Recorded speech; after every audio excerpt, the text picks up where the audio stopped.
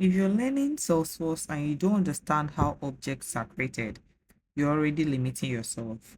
In the next few minutes, I'm going to show you how to create a custom object using Schema Builder, the visual way, step by step. Let's go over to the settings gear and navigate to setup. From the setup, I'm going to use the quick find from the home page at the setup to find the Schema Builder. So let's type Schema Builder in the quick find box, and then it pops up the Schema Builder option. So we click on it to open the Schema Builder Canva. This Schema Builder is just like a constructive Canva. I'm going to navigate to the elements at the top left corner, and then I'll drag the object element onto the canvas. When you drag this object onto the canvas, it's going to populate this new page that will ask you to fill in the details of the object. So you have to give the object the label, the plural label, and then the actual object name. I'm just creating the registration information, which will serve as an object that holds registration information of the enablement code objects that we already created from the other backend. Now I'm going to check all these boxes because I want it to allow for reports, for activities, and then track field history. And I'm leaving it in deployed and not in development because I want it to be visible from the front end. If you say it's in development, it means that you are still building on this object. So I'm going to quickly create over some fields from here using the drag and drop method by dragging the field elements onto this actual registration information object, and then I will create series of fields that will hold some relevant values for this registration information object. Remember, I'm just building through a story. This registration information object is going to serve as a mini object that will hold registration information of the enablement code records that are situated in this org. So here I'm creating the registration number, which is going to be an auto number that is automatically generated by the org, and I will save it. I think I skipped putting the bracket that will cover the auto number sample here. So let's see. Voila. So let's go back and then correct this. I've covered it with the bracket and I'm saving it onto the field. In the next few minutes, I'm just going to be creating some fields that I feel we need to update here. I'm going to be adding the pick list field. The pick list field is a field that gives the users multiple options or multiple values to select which one that is equivalent to what the information they want to put in. Is not an open text box that they can just type in any value. The next I'm going to select the another pick list for a different type of information, which is going to be registration region of the registration information. Going to just give maybe names of cities like Manchester, Coventry, and Glasgow as the value of this field. And I'll save this.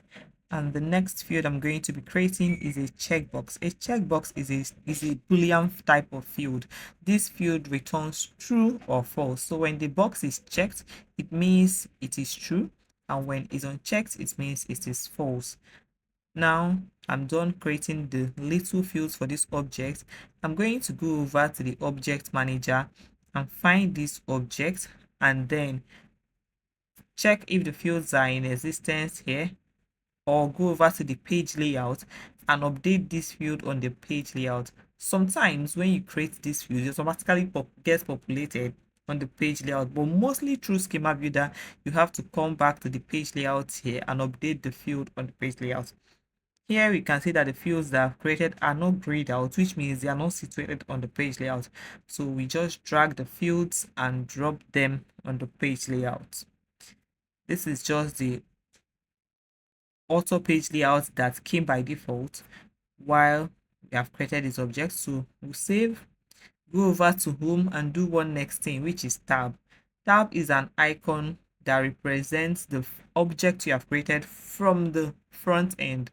Whenever you are creating an object, or whenever you finish creating an object and you do not find the object from the front end, you can come back to the setup and quick find your tab and create a tab for the new object you have created. This helps you to quickly find whatever object you are looking for. It's just like an identifier. So we click on new and select the object we want to create a tab for, which is the registration information object. So I've selected it, and then I'll click on the tab style and choose any icon. It does not matter what icon you choose. I'm just choosing any icon that you feel will signify what the object is all about, but it doesn't really matter. So I'm going to give it a short description. As I always advise, description is the base of everything that they are doing inside Salesforce, because in the next 6 months you are going to forget why this was done and what prompted this. You're going to forget the entire storyline while building out so many requirements. So we click on next and then click on next again before we save this tab. So when we save this tab, we are going to go over to the front end and click on the navigation bar to position this object wherever we want it to. I want to move it closer to the enablement code object so that we don't have to keep going on the more, or keep going towards the end of the page of the navigation bar to find this object. So I'm going to move it close and then save. Here we have our registration objects right beside the enablement code object. For now, we do not have any record existing in this, but let's just create a new record for this new object that we have just created. So I have just created a new object called registration information through the schema builder, created fields and updated it on the object through the schema builder, updated the tab so that this object can be visible from the front end, and also created new record on this registration information.